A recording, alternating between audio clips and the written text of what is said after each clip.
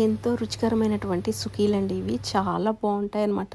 So, మన పెద్దవాళ్ళ కాలం నుంచి చేసేటటువంటి సుఖీలనమాట. ఇవి వినాయక చవితి రోజు, వరలక్ష్మి వ్రతం రోజు ఒకవేళ ఏదన్నా టైం పాస్‌గా తినాలనుకున్నప్పుడు, పూజలప్పుడు, వ్రతాలప్పుడు అలాంటప్పుడైతే ఈ సుఖీలు చేస్తారనమాట. సత్యనారాయణ వ్రతంలో కూడా చేస్తారు.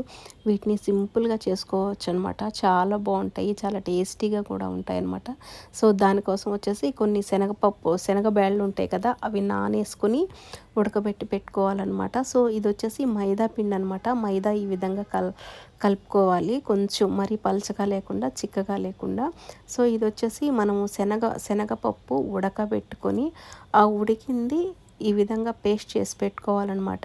ఈ విధంగా చేసుకునేటప్పుడు దంచుకుంటే చాలా బావుంటుందండి. కానీ మిక్సీలో వేసినప్పుడేంటంటే, ఈ శనగపప్పు, బెల్లం, అలాగే కొబ్బరి, ఎలాచి ఇవన్నీ ఏసి మిక్సీ పట్టాలి. సో, మిక్సీ పట్టిన తర్వాత మిశ్రమం అనేది ఇలా వస్తుందనమాట. ఈ విధంగా చిన్న చిన్న ఉండలు చేసుకోవాలి. చేసుకున్న తర్వాత మనం కలిపి పెట్టుకున్నది ఉంది గదా! మైదా పిండి. ఆ మైదా పిండిలో ముంచుకొని వేసుకుంటూ ఉండాలనమాట. ఈ విధంగా వేసుకోవడం వల్ల ఏంటంటే, ఈ విధంగా వస్తాయి. చాలా బావుంటాయండి. చూడండి ఎంత బాగొచ్చాయో చేసినవైతే. సో, పిండి అనేది ఎక్కువ చేసుకుంటాం కాబట్టి, మనం ఒకదాని తర్వాత ఒకటి చేసేసుకోవచ్చు. ఇవి చాలా టేస్టీగా ఉంటాయండి. కొబ్బరదేస్తాం కదా! ఎలాచి అవి చాలా బావుంటుంది ఫ్రెండ్స్. ఒకసారి అయితే ట్రై చేయండి.